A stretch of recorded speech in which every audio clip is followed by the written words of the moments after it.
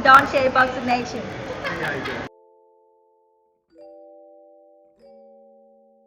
Sharik was talking to Eddie Hearn, and he was saying how he, Sharik said, "Hey, you got one more fight left with him. What are you going to do after this fight?" And he said, "Well, we're going to have to sit down and talk because we got a lot of work to do, and that's a lot of money." And so basically saying that they're going to have to renegotiate Bubu's contract after this because, like, where else is he going to go? And people aren't paying that kind of money, and they're obligated under the contract that I put together with them to pay him a shitload more money than they can pay him. So, now they're trying to decide.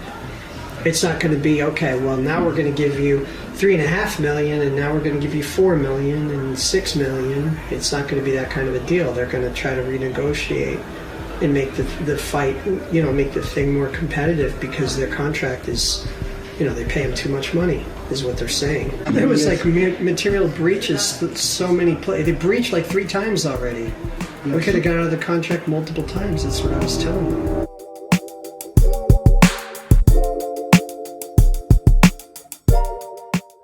Dontaesboxingnation, what's going on, guys? Now, did you just hear right there what Ed Ferris said, Demetrius Andrade's manager? We're starting to notice the pattern when it comes to DAZN.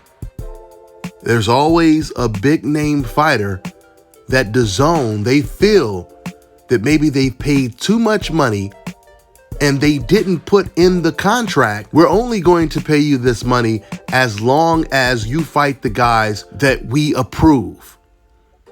This is what happened with Canelo. This is what happened with Golovkin. And now you hear Demetrius Andrade's manager saying that DAZN wants to renegotiate a contract because now they feel that they are paying Demetrius Andrade too much money.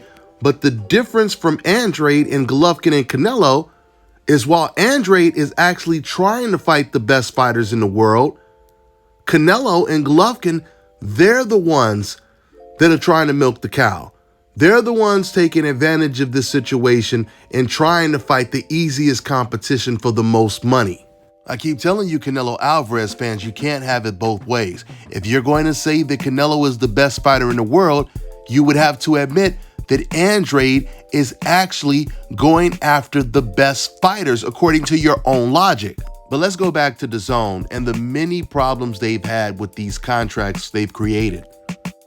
This is the reason why Canelo Alvarez broke the contract, because Canelo wanted to fight Yildirim, and DAZN, they started to realize they were paying Canelo Alvarez way too much money for him to be fighting against weak opposition that no fans wanted to watch.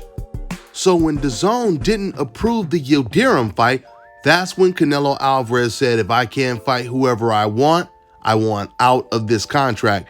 And that's exactly what he got. And DAZN is having the same problem with Gennady Golovkin.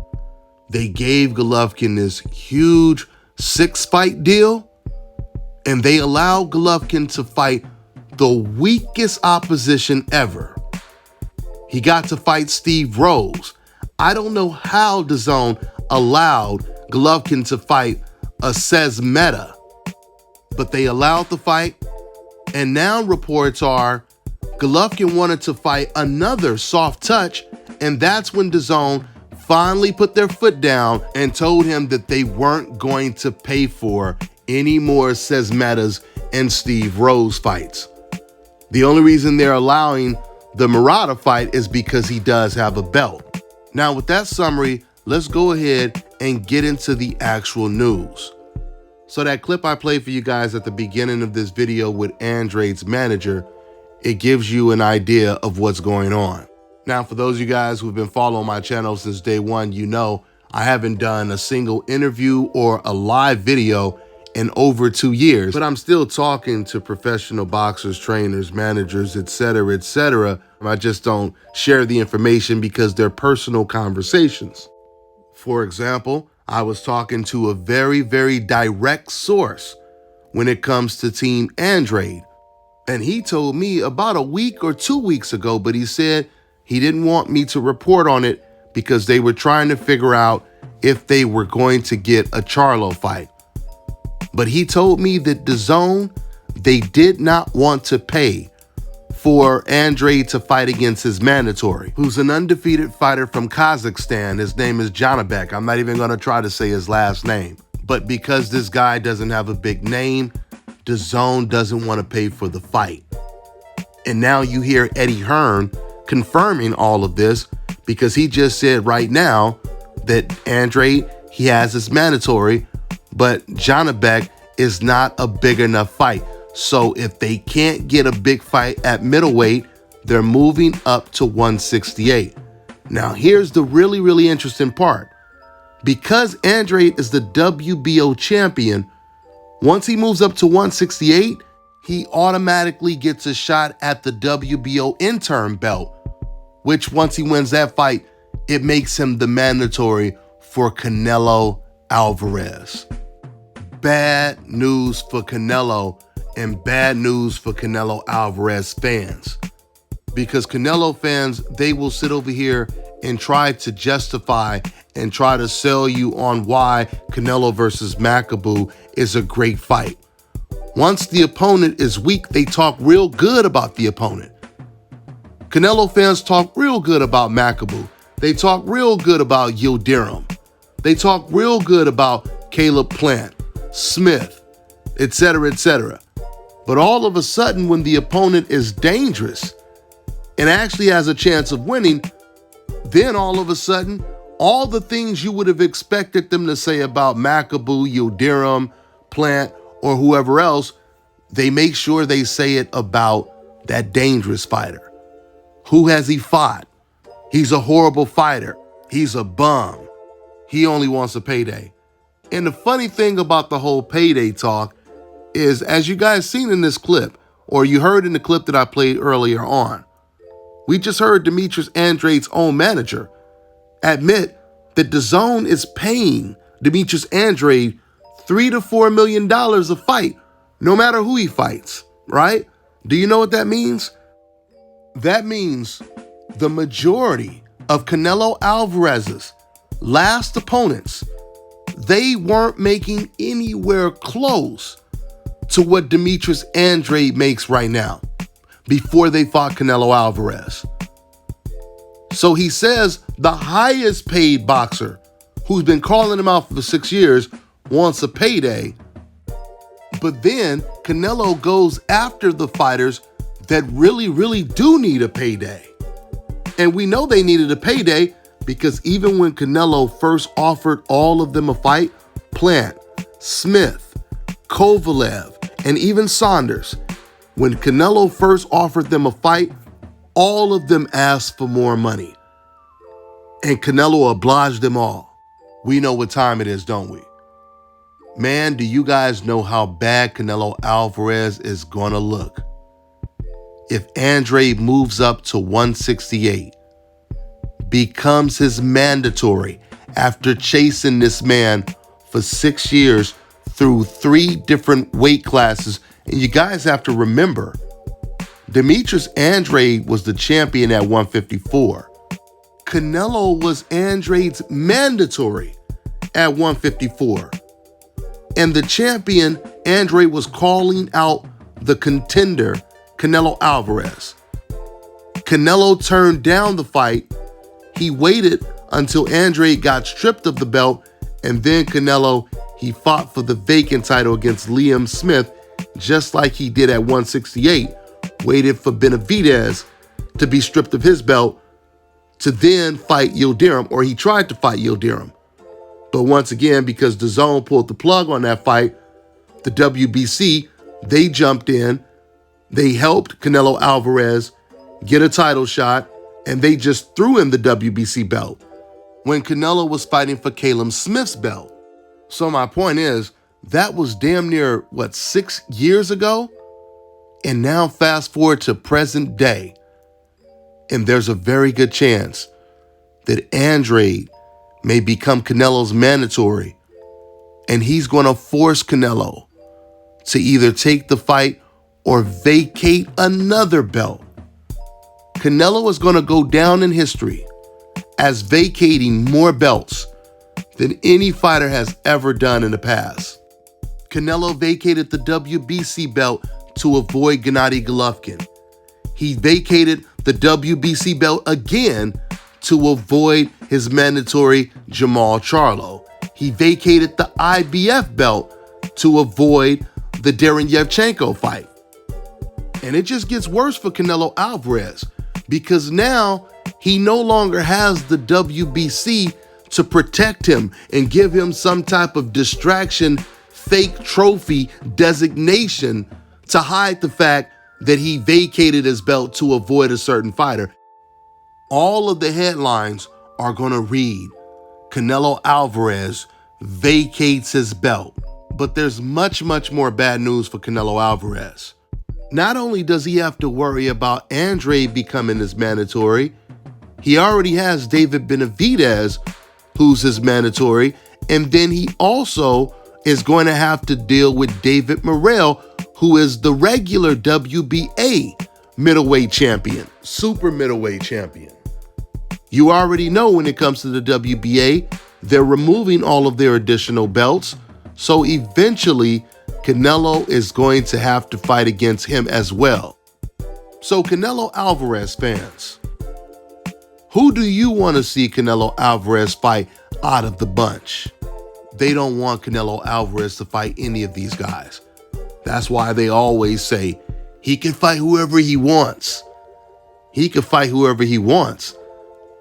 How does a boxer fighting whoever he wants, no matter how easy the opponent is, how does that benefit you as a boxing fan? The only time it's going to benefit you is if you don't believe that guy can beat these fighters. Therefore, you're happy for him to just keep winning no matter who he fights. That's what the translation is.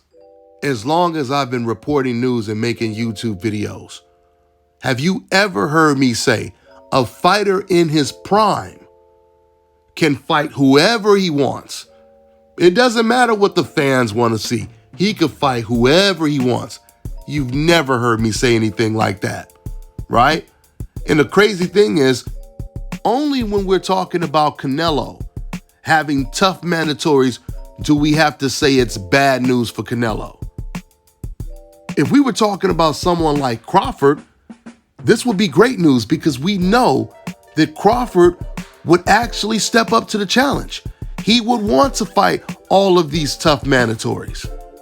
We know if we were talking about Devin Haney, if we were talking about Shakur Stevenson, this would be good news. It's bad news when it comes to Canelo. The irony that Canelo Alvarez, he called Andrade a horrible fighter. I'm telling you guys right now, Canelo, he is going to look extremely horrible if he's forced to vacate all of his belts instead of taking on one of these tough challenges. Now, it would be different. The only way he can justify this slightly is if he moves up to 175 and he goes after all of the champions there. So the question is, it's always more interesting to see who Canelo Alvarez is going to choose as his next opponent as opposed to what's going to happen in the ring.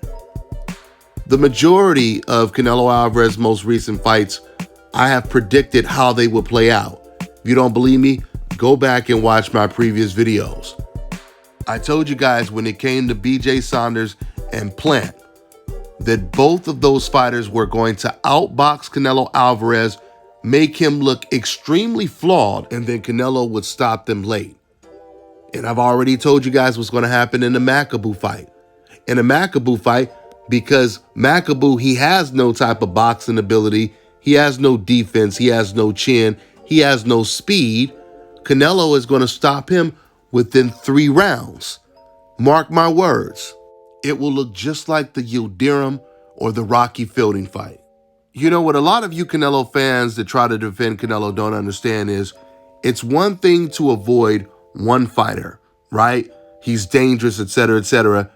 But then instead of you fighting that dangerous fighter, you fight the other dangerous fighter and you beat him. For example, if Canelo would have avoided Andrade, and he would have fought and beat Charlo or vice versa, it wouldn't look as bad. But the problem with Canelo Alvarez is he's avoiding everyone.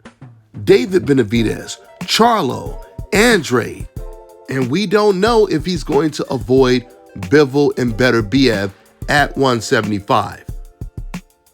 But we know when it comes to seniority, Charlo and Andrade, Canelo, he should have been in the ring with them long time ago. Now he just made it clear that he has no interest in fighting David Benavidez.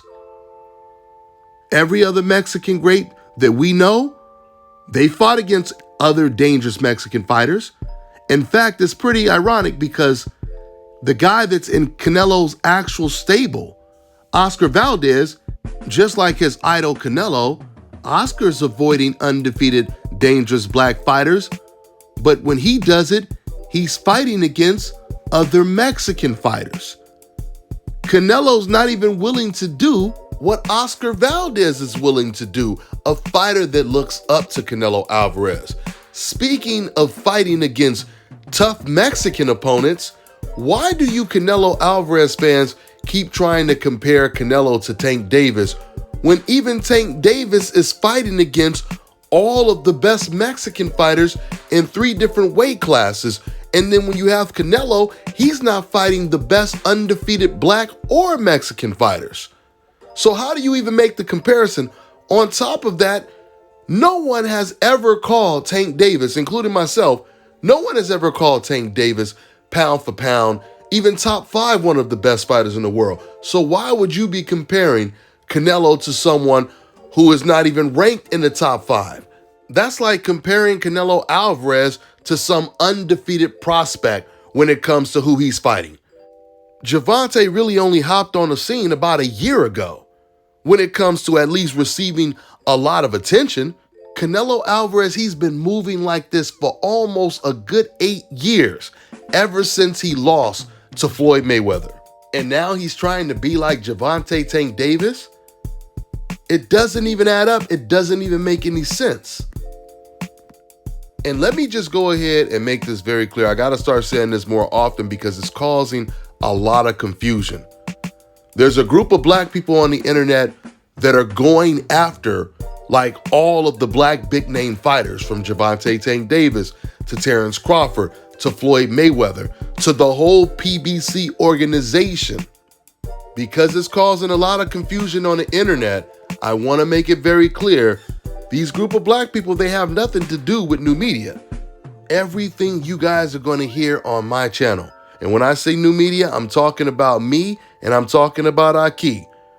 Everything you guys are going to hear us say, it's going to be nothing but the whole truth, and it's going to be backed up with facts.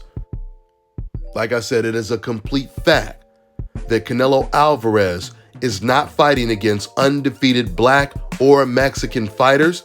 It's a fact that Tank Davis is fighting against all of the best Mexican fighters.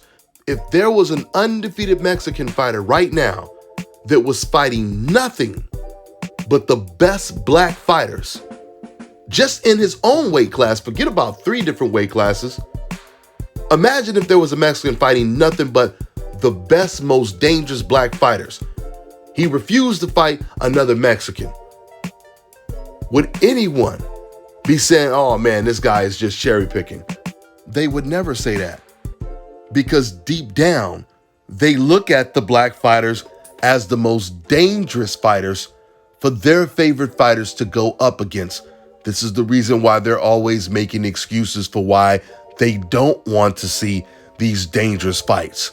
Let them tell it, Charlo, Andrade, they don't deserve to fight Canelo, but Yildirim, Rocky Fielding, McAboo, Plant, Saunders, they do deserve to fight against Canelo Alvarez. If it's up to these boxing fans, do you think they would rather see Kambosos versus Lomachenko or Kambosos versus Devin Haney?